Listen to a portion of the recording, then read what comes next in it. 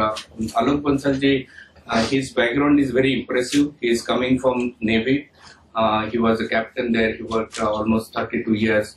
Afterwards, he involved in various strategic initiatives and think tanks. He was 5 years. He worked in IDSA. IDSA is India's leading defense think tank. So he was there, and then later on, various strategic initiatives related to Afghanistan, Pakistan. He's involved. He wrote many books. One of them is on Balochistan and Pakistan. And one of the studies that he has is that how the different fault lines in Pakistan are surfacing, and also the terrorism. And he's very active. He's not just the observer, but he's also actively engaged into shaping the policies and the dialogue. So that's very good to have a person who is hands-on dealing with this aspect of it. We have Amar Mustikhan. So he's all of us who are from the Virginia, Washington DC are familiar with his work, and he's one of the most, we can say, the brave soldier of leader of the Balochistan movement, because it's very few people can think about or talk about, and rarely people can come on for road or in front of the people and take a stand. And he has consistently taken that stance and he's not only the leader, but he is actually a very like a lead front and center of the movement. So he's every day, if you can look at, he has some activities going on various issues that he is very upfront, and he is a great friend of India. Just recently when this,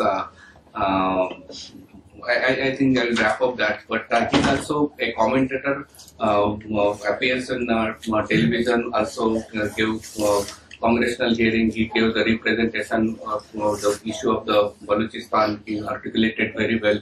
He's a blogger, a journalist, so good to have Amar today on our platform. We have Shakti Munshi.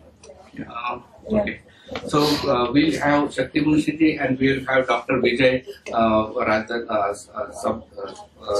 Subjwal.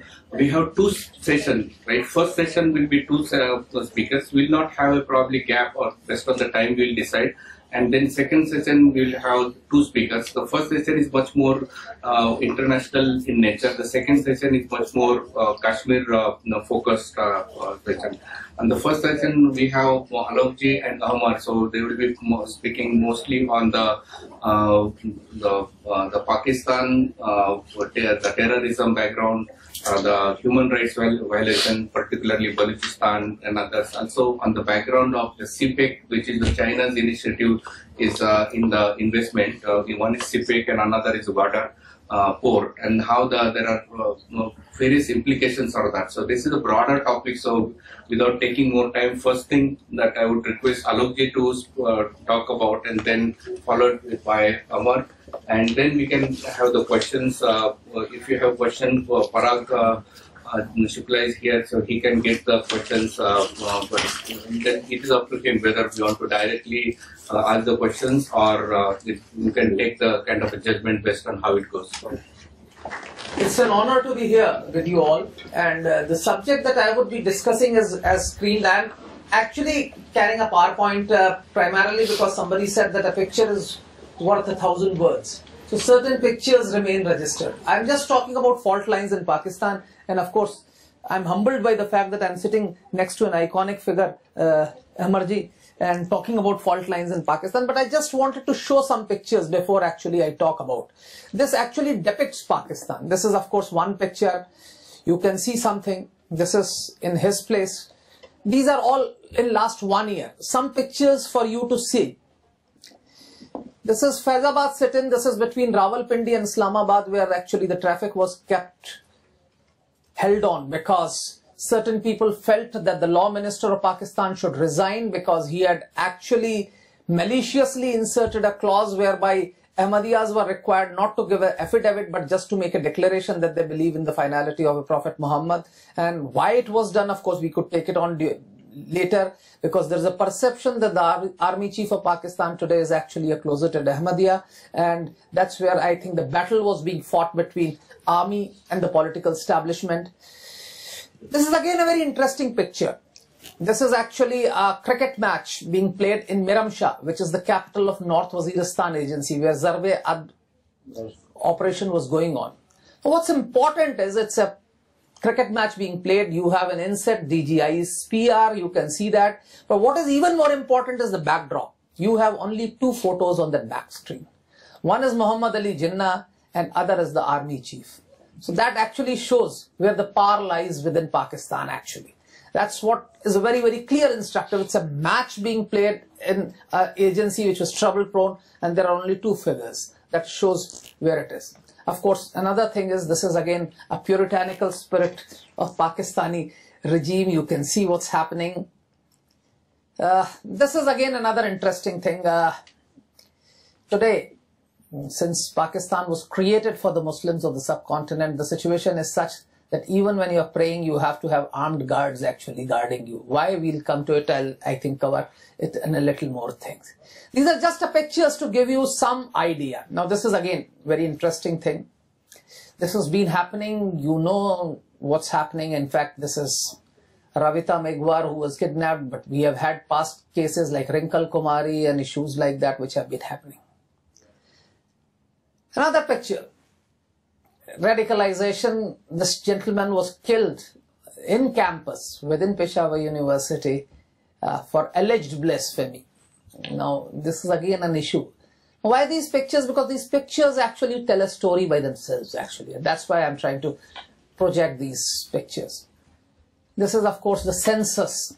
The elusive census which Pakistan finally had this year. Even then the full figures have not been made public. You don't have census figures for Gilgit-Baltistan or Pakistan-occupied Jammu Kashmir. You don't have the minorities figures and things like that.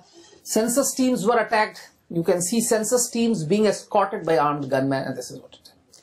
Having said this, Pakistan, right from its creation, has had certain fault lines. And to my mind, the fault lines, which I perceive, there may be more. I perceive four major fault lines.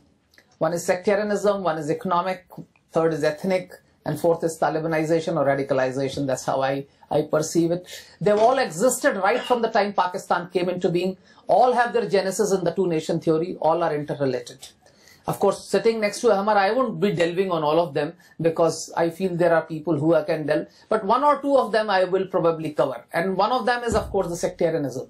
I think I need to say. Because when you create a nation state premised on the belief that Muslims of the subcontinent are a separate nation, the first logical question that comes to mind is who's a Muslim? And Pakistan was beset with this problem as early as 1953. As you know, in 1953, Pakistan had anti-Ahmadiyya riots and two serving majors of army were lynched to death.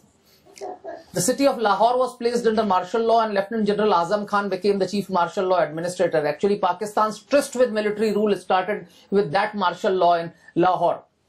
But for the purpose of my subject, what is important is that after that martial law was established, a judicial commission was constituted to decide whether Ahmadiyyas are Muslims or non-Muslims. And that commission was called Munir Kayani Commission. Justice Munir and Justice Kayani, two judges headed it. In fact, Justice Munir subsequently became the Chief Justice of Pakistan and came the infamous doctrine of necessity which justified military coups.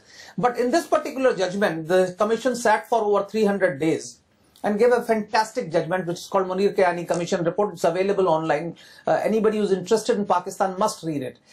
It says that we interviewed 23 sets of ulema and we asked, who is a Muslim? And he said, if we accept the definition as given by one set of ulema, we'll have to declare all other 22, including ourselves, as non-Muslims. Since there is no unanimity on who is a Muslim, this commission is not in a position to decide whether Ahmadiyas are Muslims or non-Muslims. And it remained like that. But post-71, the sectarian fault lines in Pakistan exacerbated. Now somebody will say, why post-71? Because Bangladesh was created. And somebody will say, what has Bangladesh got to do with sectarian polarity? You need to understand that the two-nation theory was a theory of exclusion. We are separate. Now any theory of exclusion requires a preference point of hate. And that in the Pakistan movement was the Hindu majority. If you read Mr. Jinnah's argument, he says we will not be able to practice a religion, will not be able to practice a culture in a unified India. Even after Pakistan came into being, the ills that plagued Pakistan were blamed onto the Hindu minority. So much so that Bangladesh movement was blamed onto the corrupting influence of the Hindu Bengali. But post 71, the number of minorities in Pakistan reduced to such an insignificant level that you could not realistically attribute blame onto them. So new villains had to be created, and those villains had to be created within the fold of Islam. And the first, of course, major impact was in 74, where Zulfikar Ali Bhutto, the supposedly secular leader, used takfir to push Ahmadiyyas outside the fold of Islam. Takfir in Islamic lexicon is a term used to push somebody who calls himself Muslim outside the fold of Islam. It was used by Ibn Taymiyyah against Mongol rulers in Baghdad who had embraced Islam but were continuing to govern according to Mongolian Asa code rather than Sharia. And Ibn Taymiyyah said that just because they've embraced Islam does not make them a righteous ruler, and revolt against them is justified, and push them. Since then, thousands of clerics have used takfir to push people outside the fold of Islam. But this is probably the only and the first, certainly, occasion when a modern nation state using constitutional means has pushed the community outside fold of Islam. Ahmadiyyas were pushed outside the fold of Islam, and of course, after Zulfikar Ali Bhutto, we had Ziaul Haq who came to power, and he said Ahmadiyyas can't call themselves Muslims, they can't have Quranic inscriptions, their place of worship cannot be called mosque. It became a cognizable offense for Ahmadiyya to actually behave like a Muslim.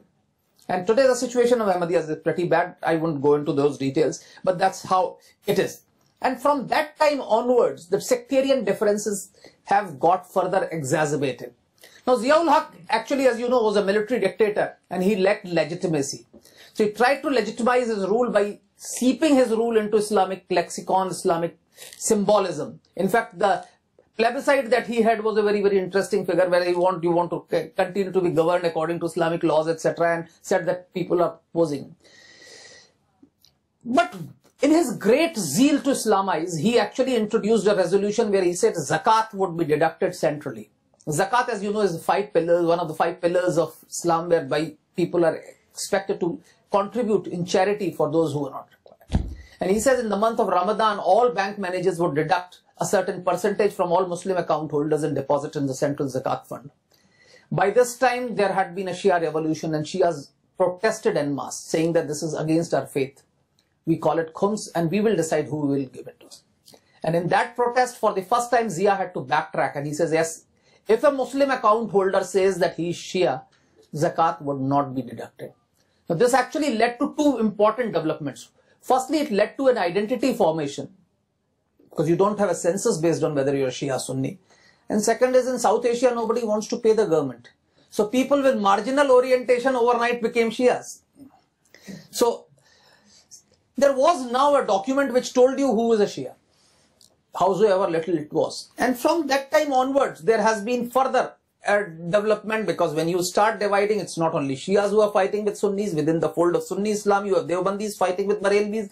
Within Shia Islam, Ithna Isharis or the 12 Shias considers Ismailis or Dawoodi Bohras as apostates, and that divisions continue within. That's how it happens. Well, as I said, sectarianism is, of course, a natural corollary. In fact, what all is there, I have already said. So, what is the dynamics of the sectarian violence? I just wanted to cover for a minute. In fact, before I moved into the other issue, what is important is that what is the percentage of Shias in Pakistan? Now, this is actually a very debatable question, because if you go to some Sunni websites, they'll say 7%, some say 8%. You go to Shia websites, they claim 30%. My assessment is it would be realistic to assume that every 5th Muslim in Pakistan is a Shia.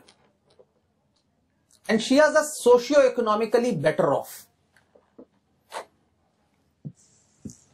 Muhammad Ali Jinnah, who many people in India said he did not believe in religion, he was secular and all those things, incidentally was born as Ismaili, converted to 12 Shia or Ithna Ishari. That is, from Ismaili faith he converted to 12 Shia faith. And this is because his will was contested. It's a court's judgment which I am telling you. I'm not trying to create a statement out of the blue moon. So he was a 12 Shia. His successor Khwaja Nazimuddin was a Shia. Muhammad Ali was a Shia. First president of Pakistan, General Iskandar Mirza, was a Shia. And when Ayub Khan captured power, his commander-in-chief General Musa Khan was Shia. His successor General Yahya Khan was Shia. Zulfikar Ali Bhutto was Shia. Benazir Bhutto was Shia. And so is Asif Ali Zardari. So Shias have had disproportionately larger share of political power. In fact, in the last regime, not only Asif Ali Zardari was a Shia, Senate chairperson as well as National Assembly speaker, both were Shias. So that has been the case. So Shias are also, many of the top doctors, top lawyers, top media personalities are Shias. So what happens is the Sunni sectarian outfits generally target those Shias who, because of their eminence, are known to be Shias. So if you are a bar association president, everybody knows that you are a Shia. If you are a top ophthalmologist of Lahore, everybody knows that you are a Shia. So top ophthalmologist of Lahore was shot dead when he had gone to drop his son to the school. Bar association president of Karachi was shot dead when he had actually going there. So those people are. And when these targeted individuals are taken to hospitals or graveyards, that place have also been targeted under the premise that the atmosphere would be so surcharged that the people accompanying them would belong to their faith, because in that charged atmosphere, people cutting across sectarian divide would not like to accompany them.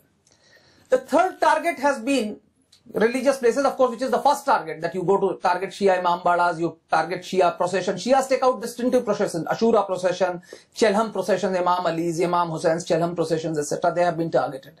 Similarly, Shias also go for ziyarat. In Shia Islam, it is as important, if not more, to go for Hajj as is to go for ziyarat to Karbala and Najaf. In fact, the clay of Karbala is supposed to be the ultimate salvation as far as Shia Muslim is concerned. So large number of Shias from Pakistan go to Iraq.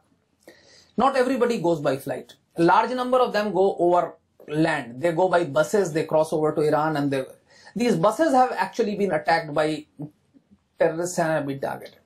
The Shia retaliation, on the other hand, has been restricted. It's been generally restricted to those outfits which are espousing hate against them. And that's been the case. This is by and large the consensus. There are certain exceptions. For paucity of time, I wouldn't go into that. One is Hazaras, which is actually a community which is Mongoloid and lives in a central part of Afghanistan in Hazarzat. Large number of them have migrated to Quetta. About 5 lakh Hazaras live in Quetta city in two distinctive localities, Alamdar Road and Hazara Town. And they have been targeted on and off because unlike an ordinary Pakistani, you can identify who's a Hazara, and Hazaras are Shia. So they have been targeted, you identify in Shia.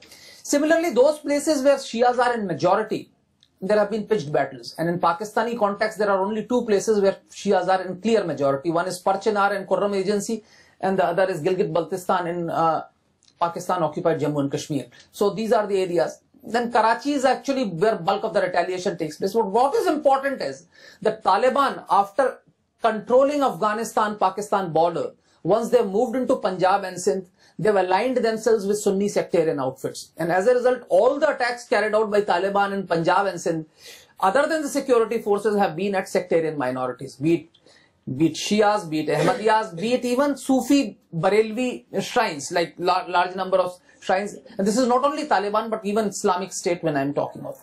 But as I said, in Pakistani context, it's not a contest between only Shias and Sunnis. Within the fold of Sunni Islam, you have Deobandis fighting with Barelvis. On Miladun Nabi Day, which is the birthday of the Holy Prophet, most of Pakistan goes without mobile services. Because mobiles used to be used to mobilize people to say that it is a shirk to celebrate Milad procession. Because as you know, Barelvis take out huge processions on Milad, and Deobandis and Wahhabis believe that it is shirk. There have been firings on Milad processions from Wahhabi mosques and Deobandi mosques. Similarly, every major Sufi shrine in Pakistan has been targeted. Be it Ganj Data Bakhsh in Lahore, Rahman Baba in Peshawar, or interior Sindh, or everything or anything. And similarly, within the fold of Shia Islam, you have Smileys, Dawoodi Vohras, which have been targeted, which have been done. Then in Pakistan's case, you have certain sects which can't neither be termed as Shia Sunnis. One is, of course, Ahmadiyas. I told you their condition is the worst because they are virtually disenfranchised. Then you have Zikris who live in Gwadar, who don't go for Hajj, go for a ziyarat to Kohe Murad, and of course they are being targeted. Then you have Noor Bakshis who live in Gilgit-Baltistan, who also don't consider them than Shias. I don't want to, for paucity of time, I won't look. What is important is that current global scenario where Shia-Sunni conflict has exacerbated because of Syria, Iraq, Yemen, etc. have had its impact. So anything that happens globally has a reverberation in Pakistan. So when Saudi Arabia sends troops to Bahrain, the Shias in Pakistan protest. Iranian consulate in Peshawar has been attacked, Saudi consulate in Karachi has been attacked. So these are all right.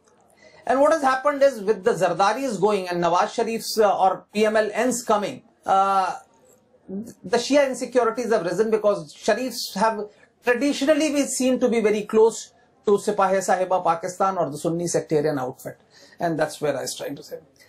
The other fault line is economic. I don't want to say because a lot of people believe that Pakistan is crumbling economically. And this is what Sardar Patel and Nehru also believed. They thought that Pakistan cannot sustain economically, it will crumble and fall back on India. It did not happen.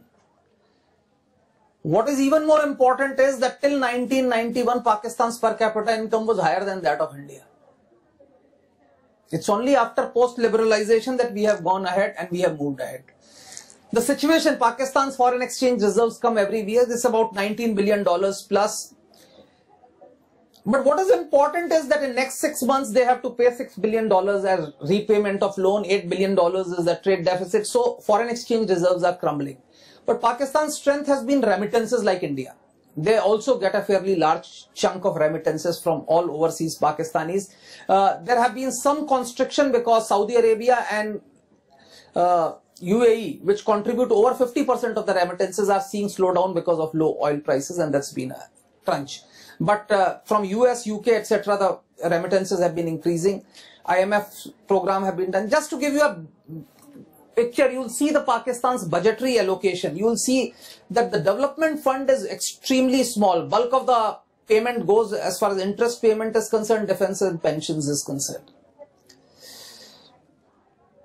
Just don't want to take time for paucity of time, but basically GDP growth, Pakistan's is best in 10 years actually, 5.2%, which was for Pakistan's financial year incidentally is from July to June, unlike India's, which is April to March. That's where I was just trying to say.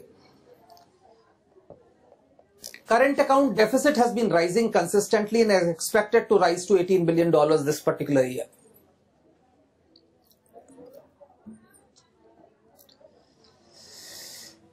Finally, Pakistan is banking on China-Pakistan economic corridor, which is passing through Pakistan. $56 billion have been committed. The recent report says that China will invest over $100 billion.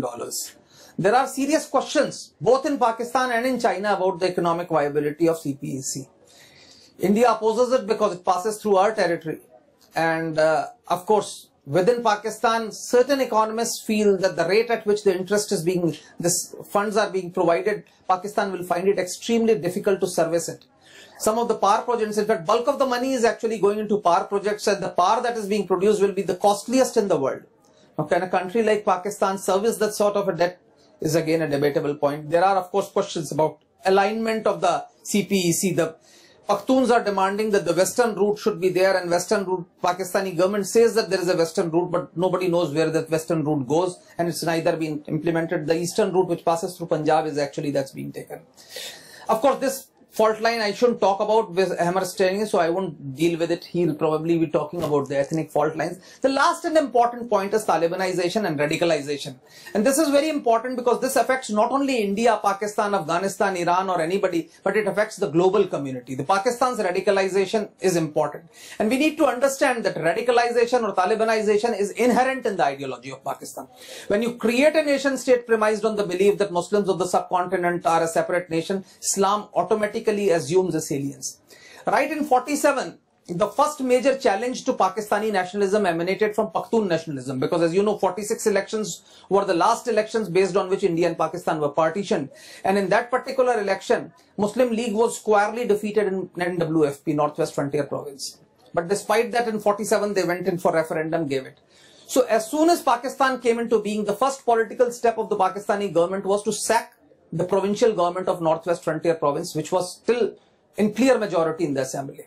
And since then, what they have done is that they have tried to counter Pakhtun nationalism in a two-pronged strategy. One was to keep Pakhtuns divided. That is, keep FATA and Northwest Frontier Province separate. Till recently, it used to be called Northwest Frontier Province, which was a geographical anomaly when Pakhtuns would say that Baloch have Balochistan, Sindhis have Sindh, and Punjabis have Punjab, and why not Pakhtunkhwa or Pakhtunistan, they were not denied. And when they eventually been given Pakhtunkhwa, they have been prefixed with Khyber Pakhtunkhwa or something like that. And the second was FATA was kept frozen in medieval times without any political or economic development. And to counter Pakhtun nationalism, they encouraged religious political parties to promote an all-inclusive Islamic identity, to subsume the ethnic identities of the people so that they say we are all Muslims and we are Pakistanis rather than we are Pakhtuns, Baloch, Sindhis, etc. And that actually in due course led to greater Talibanization. I won't go into the detail. You know what happened, Taliban, how it was created by Pakistan. We had an interior minister of Pakistan called Nasrullah Babar, who used to call himself father of Taliban.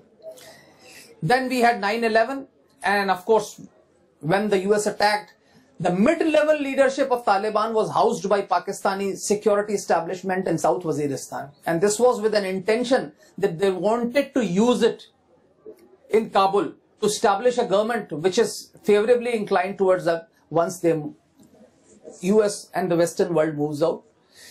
In due course, this Taliban consolidated, started carrying out attacks across borders, and then Pakistan army had to move in.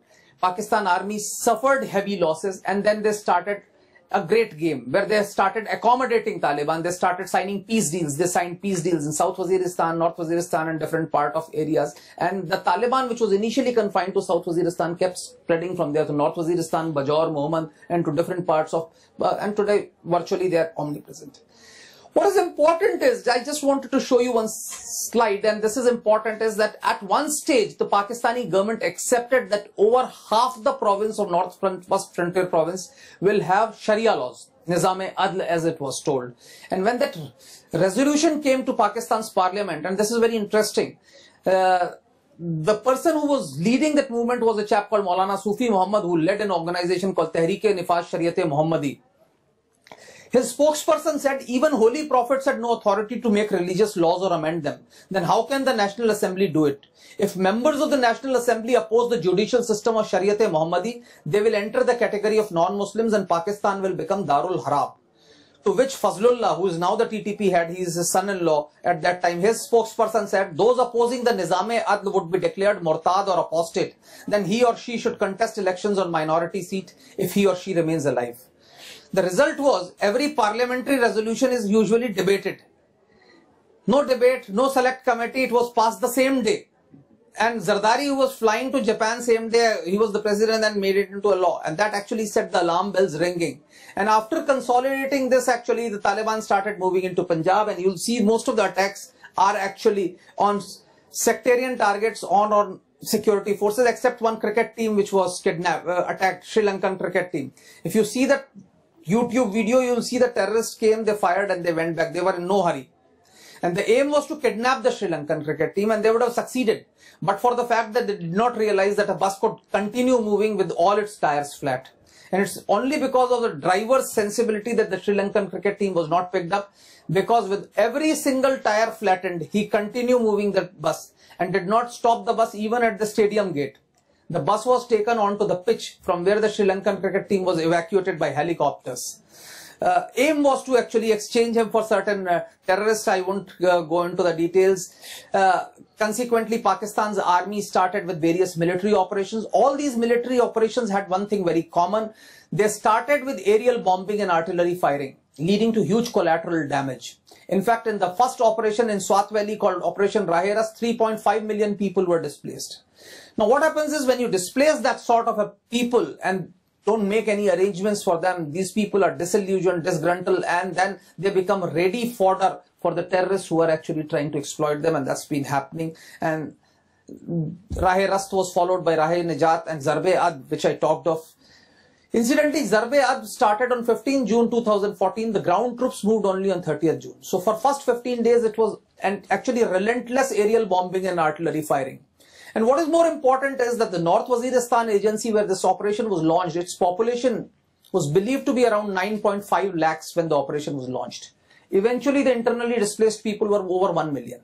So firstly, their census figures were wrong. And secondly, every individual in that agency had been asked to move out. That was the level of thing. And when we talk of Iraq, etc., these are some of the pictures I thought I just want to tell you. Just 2-3 more times, I think I'm overshooting.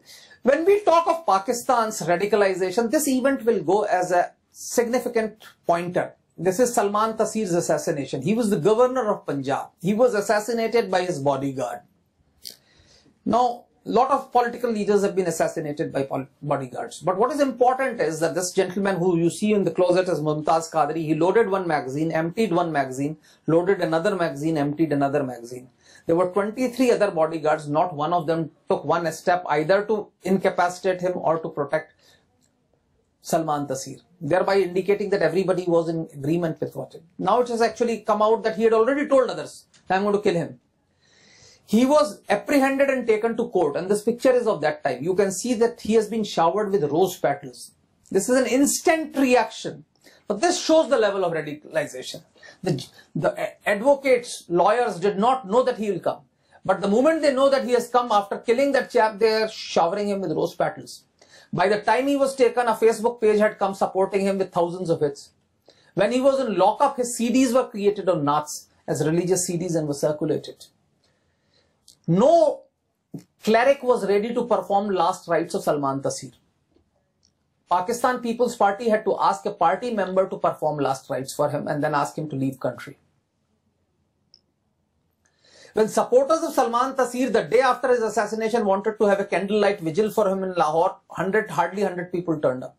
The next day, Jamaat-e-Islami took out a procession in support of the assassin and 25,000 people turned up. Actually, this event shattered the myth that Pakistan has a moderate majority, because when I go for track 2 dialogue, the Pakistanis say we have a vocal minority which is radical and it's a moderate majority. There was no. People were unwilling to go on to a TV program and talk on this issue. When Fatiha was being read for Salman Taseer in parliament, the religious political parties members refused to get up.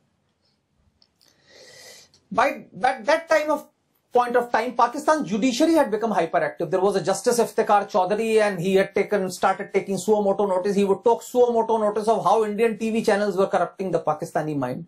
But on this particular issue, he was quiet. Army, which has a viewpoint on everything, also kept quiet. ISPR at one stage had said that we have a point of view as far as MFN status to India is concerned. But on this assassination, they never opened their gob.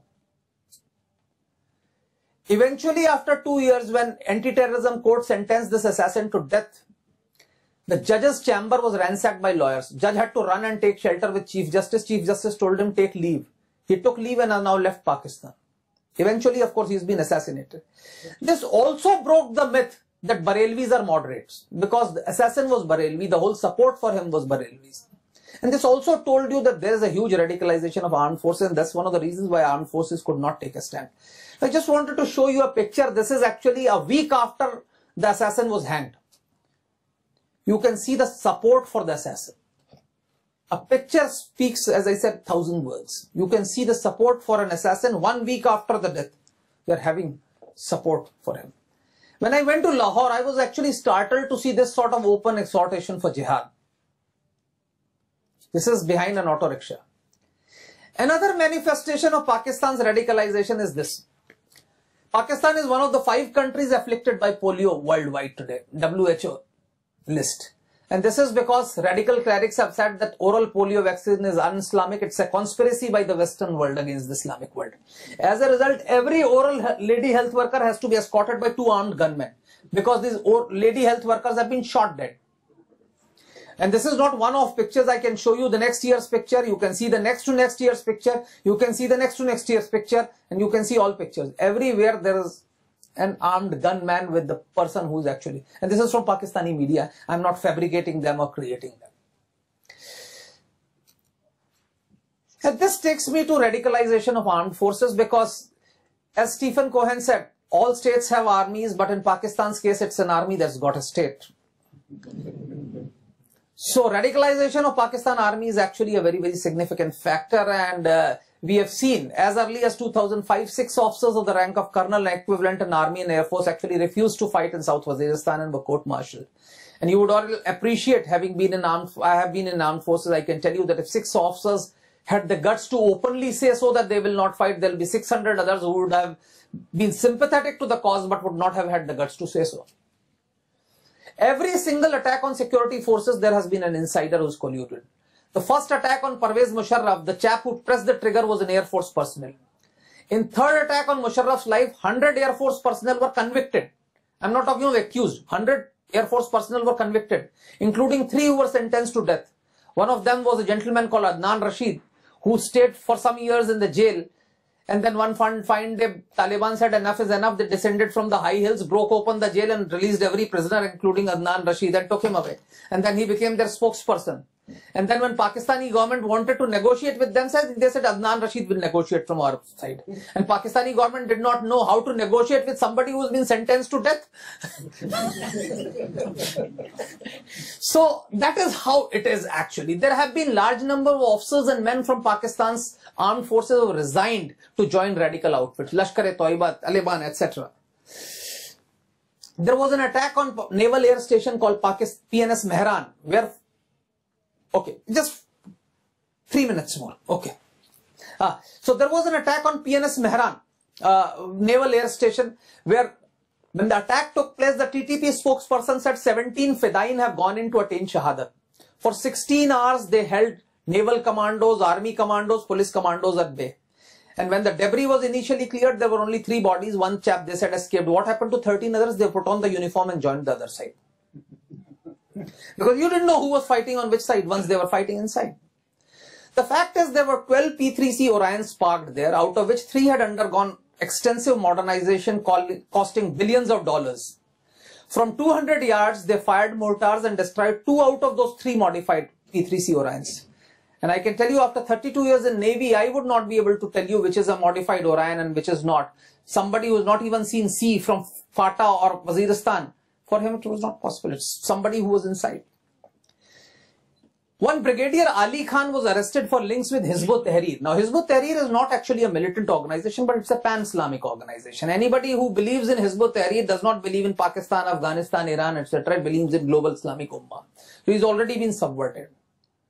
And one odd brigadier can always be there. But the point is, Brigadier Khan's father was in Pakistan Army, his son is in Pakistan Army, his son-in-law is in Pakistan Army, his 2 brothers are in Pakistan Army.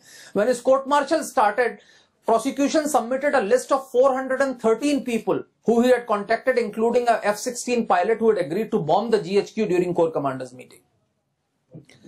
So that has been the case. And in Pakistan's case, bombing of the Corps Commanders meeting has been a very, very viable option. Because if you actually bomb it, Pakistan Army's leadership is wide open. Because earlier, one Major General Zahirul Abbasi, who was actually earlier a military attaché in India, when he wanted to stage a coup, he had also thought of the same thing. But being an army chap, he wanted to use a multi-barrel rocket launcher. And one of the brigadiers of his was actually arrested while carrying an MBRL from the border to the Rawalpindi thing. The latest was a very interesting case. One fully loaded warship of Pakistan Navy, PNS Zulfikar, was actually taken over by Al-Qaeda, an Indian state, in Karachi. And who took over? The serving naval officers. And why did they fail? Because the reinforcement could not reach. And who was the reinforcement? Reinforcement was again serving and retired naval officers. All coming in uniform, carrying weapons. One sentry who saw them did not know what to do. He thought they are all uniformed officers. He couldn't ask them. But he felt that the weapons they were carrying were not service issue. Now there's, in a feudal setup like Pakistan, it's very difficult to ask an officer who is wearing uniform with full regalia and you know he's an officer. But what this chap did was that he saw that boat was coming and he fired 1 round in the air. Now these people who were edgy immediately opened fire. The moment they opened fire, their identity was revealed and the first bullet hit, the boat sank. Most of them died because of drowning, not because of bullet shots. And that's how the reinforcement. But the aim was to take that PNS Zulfikar out to sea. A warship fully loaded with missiles, guns, ammunition, rations, fuel. It could have remained at sea for months. And the aim was to take it to Persian Gulf and target US carriers. That was the aim. Now, this is what we need to understand, and this is it. And today, of course, in Pakistan, we have not one outfit, but 2 outfits. You have Islamic State and Al-Qaeda, both competing to lead the global jihad, and both are trying. As a result, the first thing which Islamic State did, as soon as 6 TTP commanders shifted their allegiance to Islamic State, was to set up a Khorasan chapter. Now, what is Khorasan? I just take 1 minute. I think I've got 1 more minute. I'll just take that. Please understand, when all these jihadi outfits want to stage a so-called global jihad, they have a theological narrative which draws youth. It is not that something youth sitting in Bhatkal or Bangalore gets an overnight dream that he must go and join Abu Bakr al-Baghdadi. They have created a narrative which says that it is their bounden duty to follow this. Now that narrative has a very important ingredient which says that the end of time battle or Qayamat se pehle ki jang will be fought in Khorasan. Now Khorasan in Islamic lexicon is this area which is eastern Iran, Afghanistan, Pakistan and parts of Central Asia, where they believe that the Islamic armies will defeat Dajjal or the Antichrist. That's one of the reasons why Osama bin Laden or Ayman al-Zawahiri was in this part. They could have fought in Arab, they could have fought in Yemen, they could have fought in Egypt, they could have fought in Saudi Arabia. They came to FPAC because they want to fight in Khorasan. So that is the significance of Khorasan. Now you can say it's a mythical thing because the hadith after that says that after victory in Khorasan, there will be Ghazwa-e-Hind or battle for India, and when the forces flying black flag emanate from here, Imam Mahdi would come out of occultation and a global Islamic emirate would be created. Now you can say it's a mythical narrative, but they believe in it and they're willing to die for it. So that's what we need to understand. So that's where Khorasan is important.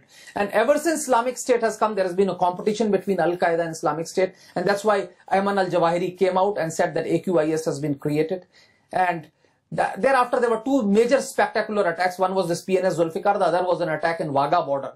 Now, if anybody has been to India and have been to Wagah, you would see what sort of ceremony goes on. When the ceremony goes on, after the ceremony finishes, people walk towards the border, they can shake hands with each other. This suicide bomber sat through the ceremony. If he would have blown himself, he would have killed far more people. He didn't want to. He sat through the ceremony, and thereafter, when we started walking towards the border, he started walking. He crossed 2 checkpoints, a third checkpoint, unfortunately, he had to blow himself. Something must have gone wrong. But the aim was to come to the border and blow himself so that one blast casualties in both the countries.